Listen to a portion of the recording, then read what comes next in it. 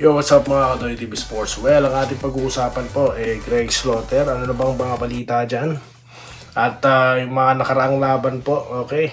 Sa opening ng PBA, mga higante na tirapirma at itong Converge panalo. Reaction lamang, no? At mga pa-shoutout. Bago po yan, salamat muna sa ating mga followers and subscribers. Sa mga hindi pa po nagsasubscribe and follow, mag-subscribe na po kayo, no? Dahil, nako, sangkatel pa po. Tapos na po ata ang fake news season, ano? Dahil opening na po ang PBA. So, okay, ano na nangyari kay Coach Tim Cole, no? Yan, pag-uusapan natin lahat yan. Okay? Umpisahan na natin ngayon. Okay, itong ating content. So, yun na nga po, Greg Slaughter. So, hindi po kasama sa lineup, no? Okay. But ganun din po yung dalawang players din ng Terra Firma, pero it seems like no problem with the Terra Firma, no? Tinalo yung Titan. So bakit ko pinag-uusapan si Greg? Kasi nga supposedly yung team po na may hawak ng rights niya kalaban ng Terra Firma, at evidently nako po, kailangan nila katulad ni Greg kasi nga di sila maka-rebound. So ilang rebounds ang ang pinakawala nila, di po ba? Natalo sila sa rebound sa Terra Firma dahilan para sila matalo din, no? Yung kanilang first game. At this rate, puro input lang ata, may score kanina, no?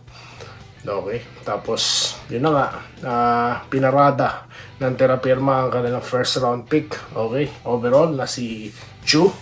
Saan kaya matitrade yan? Hindi, joke lang.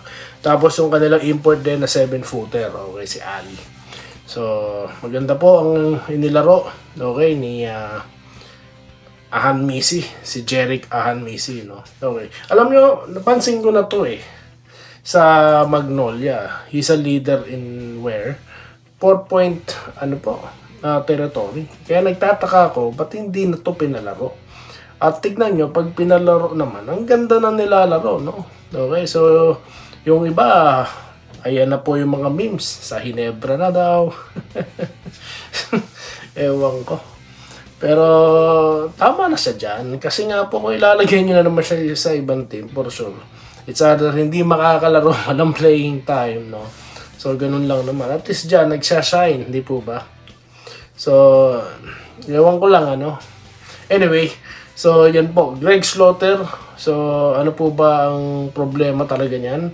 So, it seems to be na wala naman po nagsasabi. Mismo yung coach, take home din ng bibig, no? So, wala rin talaga pala silang signing power, no? So, di ko alam kung gaano rin ka seryoso itong team na to sa PBA. Kasi, tulad po ng Converge, pag gusto nilang palaroin, gusto nilang kunin ng player, mabilis po. Biruin nyo si Williams, no? Ayan, Converge na po pag-usapan natin, ha? Gusto nilang palaruin, ayan, pinasign nila. Di po ba?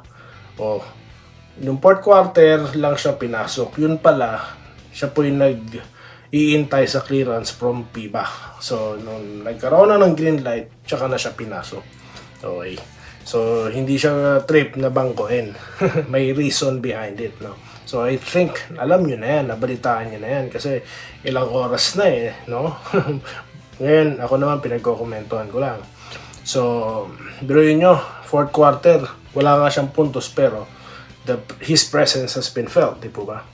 Pero, biruin nyo naman yung explosion dito ni, Stockton, di po ba? At nakita po natin ang glimpse kung ano po ang magiging performance ng Converge. Di pa yata naglaro dyan itong si Abueva, di po ba? So, yung iba, sinasabi, scary daw, malakas. Well, okay, good. Malakas naman talaga, no? Nakita nyo naman, wala makaka-atake ng ganun-ganun na lang sa loob, sa shaded lane with Kelly, no? 7-footer. Then, ang galing sa scoring ng dalawang Twin Tower, no? Plus yung combo guard nila.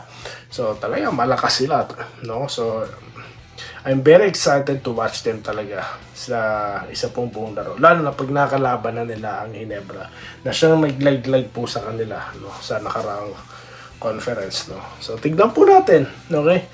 This is so much, tawag dito, exciting, no? Yung ganitong klase ng kupunan. Alright? So, yan po ang ating naging usapan ngayon. Slaughter wala po talaga sa sa lineup at hindi naman pala kasama sa practice kaya wala sa lineup. So wala naman po talaga makakapagsabi at wala pong impormasyon. Tignan nyo, ano na po ang sinasabi ng mga source ng iba dyan. Wala rin silang masabi, hindi rin nila alam. Di po ba? So yun lang. Kaya mag-abang po tayo ng information. Shoutout na po tayo, guys. Shoutout na po tayo. Dito na po tayo sa ating gustong pag-usapan. Mga comment nyo. Wenceslao Hapon. Shoutout po. Sir Joseph Pineda. Nakikita ko po yung mga comments sa Facebook. Okay. Shoutout po kay Sir Joseph Pineda. Dito po kay Romel Sales. Kay Ma'am Irene Quiles. Okay. Salamat po, ma'am. Rodante Sabida, no comment ako Doy TV. Dahil kasi ako sa Hinebra, matagal pa laban nila. Oo nga po, sa March 20 pa, no? So, ganoon kasi dahil pinauna po yung mga nalaglag muna, yung matagal na hindi napanood, no? Inuna muna sila. Siyempre, yung mga panghuli, yun po yung matagal na napanood, no? Katulad po ng Hinebra, yung nakasama po sa playoffs. Dinispatcha po ng malupitan ng Converge itong Macau, no? So let's see how Barangay Hinebra will going to makalaban itong Macau. Okay, Jonathan De Castro, good day boss Doy, sana maging competitive ang kanina po yung glimpse na panood natin. Roderick Rodriguez, magaling ang import ng Titan at Terrapirma. Oo nga po, no? Pang-international talaga ang datingan, yung Gilmore, di po ba? Si Kadip Jack, no? Walang kumuha sa kanya, no? Or committed siya abroad. Magaling din yun eh. Dating import po ng Nooy Northport, di po ba? Okay. John Miranda, nanalo. Yun nga po. Ray Toledo, CDC, the best coach in the Philippines, basketball diehard fan po. Since the living legend, no? Belated happy birthday kay Sunny Jaworski. Naghahang si Toy TV. Dito tayo, Romulo Macarayag, andyan na naman yung mga fake news idol, hindi ka panipaniwala. Yun na nga huwag yun na pong panoorin dahil naghapit po talaga. Hapitan po ng mga views ngayon, kaya may ganyan, no? Lipat ka na sa Magnolia, Coach Tim Cone, sabi ni Jerome Cedeño. Chismis lang yan. No, chismis lang yan. Ako daw naniniwalang ililipat siya, no? Sa Magnolia, itong si Coach Tim Cone. Wala naman pong batayan para siya ilipat, no? Ito lang masasabi ko dyan, no? Kasi, the fact na ilipat siya ng Magnolia, is a demotion po yun. Para kay Doy TV, demotion yun. Bakit? Hinebra po is what? Ang pinakamaraming fan base po sa liga. Di po ba? At I believe, nilipat po si Coach Tim Cone dyan para po mapanatili yung winning culture. Kasi he is the winningest coach in the league. Di ba? So kapag ang Hinebra laging nasa taas, pasok sa finals, alam ko yan ang aim. Kaya nilagay ang pinakamagaling na coach. Okay? Kasi nga, nandyan ang business eh. Tignan nyo, may nanood ba sa apat na team kanina? Di ba? Ano na sasabihin ng import? Ano ba to? Ito yung liga nila, parang practice. Di ba? So, yun po yun eh. Kaya dapat talaga magaling na coach yan nandyan. Kung the fact na ilipat siya dyan, alisin siya dyan rather, di parang demotion po yun sa kanya. Kaya siguro, yung mga fake news vloggers, in-anticipate nila, magre-retire na yan kasi baka sabihin na sa kanya na palilipatin siya.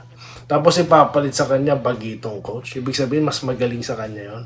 Yun po yun, kahit paano pang paliwanag, no? Bagamat di naman kasi totoo yan, chismis lang yan, kung hindi po mangyayari yan. Tahasan ko sinasabi, si Doy TV. Sinasabi ko sa inyo, no? May nagsasabi yan, lilipat daw ng Magnolia. Sinasabi ni Doy TV, hindi mangyayari yan. Okay? Wala pong pasihan para mangyari yan. Yan lang ang masasabi ko. Okay? So, yan tayo kay Clodoaldo Prasdilla, good afternoon. Puro kalokohan kabayan ng balita, magka-views lang. Andresito Alantason. Okay. Freddy Sago, mas maganda kung manatili si Coach Team Magnolia. Ano to? Minerva Nemba, ay nako. Di na natapos ang fake news, di bale, nariyan. Yun na nga po eh. No? Kaya nga po, tahasan ko lang sinasabi. No? Hindi po mangyayari. Hindi mangyayari yun. Okay. Yung mga nagsasabi lang naman kasi na laos si Coach Tim ko. Hindi po marunong tumingin ng laro yun or manood. Mabilis din makalimot. Ewan ko, no? Anong anong klaseng mindset yan? You don't see the reason bakit hindi they reach the finals sa Commissioner's Cup at sa Governor's Cup. Malakas pong import ng ng TNT, that's it. Pero what? Ginebra added players like Torres. Inayos po nila yung roster nila para magkaroon ng playing time ang players like David, di po ba? Tapos si Rosario, yung laro niya po sa labas is nandyan na, bumabalik na. Hindi pa nga 100% yan. So, nakikita na po natin slowly but surely kung ano po ang magiging Ginebra sa future nito. No, hina-highlight na rin po yung Abarrientos, no. Bakit siya kinuha diyan, 'di ba? At I believe mag-flourish pa ang laro nito ng ating Rookie of the Year. Okay? So, sa mga nagsasabing lilipat siya, kaya nga sinasabi ko walang basehan kasi hindi po marunong tumingin ng laro ang mga yon. Ganyan po kasimple ang masasabi ko. Okay? So, walang reason kung bakit siya ililipat doon. Kalokohan po yan. Kabalbalan po yan. Tahasan kung sinasabi yan. Ha? So, maraming salamat po sa inyo lahat. At sa mga nag-participate to comments, nagko-comment, nagla-like, salamat po. Mabuhay po kayo ha. Salamat. Salamat po sa panonood. Subscribe na para sa mga susunod na basketball at boxing videos.